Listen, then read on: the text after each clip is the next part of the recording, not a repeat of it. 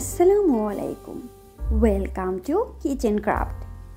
আজ আমি তৈরি করব সুস্বাদু সবজির পাকোড়া। ইফতারিতে বিভিন্ন ধরনের আইটেমের সাথে তৈরি করে নিতে পারেন সুস্বাদু সবজির পাকোড়া। বিভিন্ন সবজির তৈরি এই পাকোড়া সবাই খেতে খুব পছন্দ করবে। আপনাদের পছন্দ মতো সবজি দিয়ে তৈরি করে নিতে পারেন মজাদার এই রেসিপি। আর আমার রেসিপি ভালো লাগলে অবশ্যই লাইক, কমেন্ট এবং শেয়ার করে পাশে থাকবেন।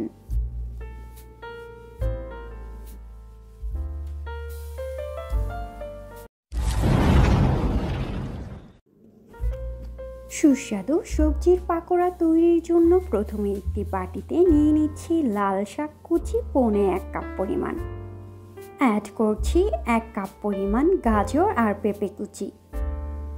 এখানে আমি আগে থেকে গাজর আর পেঁপে কুচি করে সিদ্ধ করে নিয়েছি। অ্যাড করছি সিদ্ধ করে রাখা আলু 1/2 কাপ পরিমাণ। চাইলে কুচি করে কেটেও নিতে পারেন। দিয়ে দিচ্ছি পুঁইশাক কুচি 1.5 কাপ পরিমাণ। অ্যাড করছি ময়দা 1/3 কাপ। অ্যাড করছি কাঁচামরিচ কুচি 4-5টি। দিয়ে দিচ্ছি পেঁয়াজ কুচি। লবণ দিয়ে দিচ্ছি পরিমাণ মতো।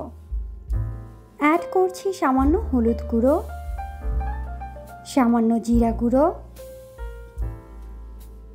অ্যাড করছি মরিচ গুঁড়ো। চাইলে স্কিপ করে শুধু কাঁচামরিচ দিয়েও তৈরি করে নিতে পারেন।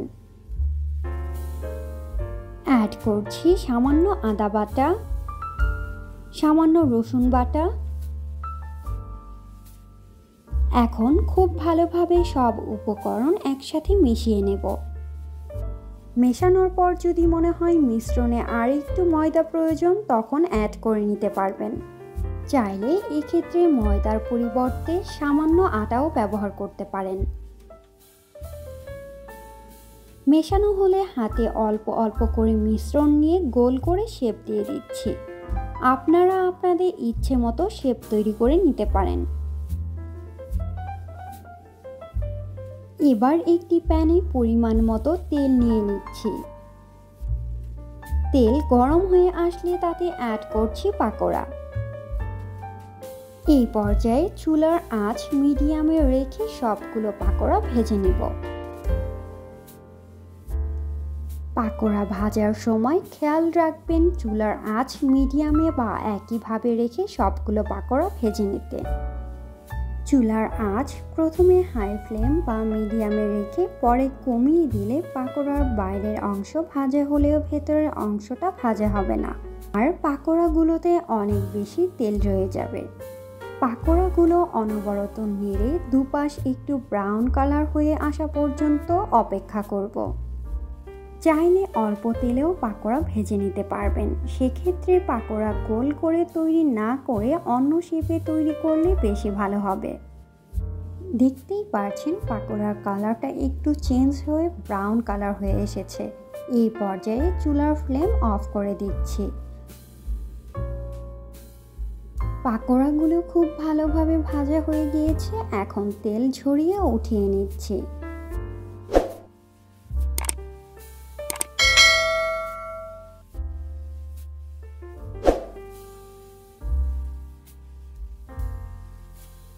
তৈরি হয়ে গেল মজাদার সবজির পাকোড়া। আপনারা ইফতারিতে তৈরি করে নিতে পারেন দারুণ মজার এই রেসিপি। আশা করি সবার ভালো লাগবে। আমার রেসিপি ভালো লাগলে লাইক, কমেন্ট এবং সাবস্ক্রাইব করতে ভুলবেন না।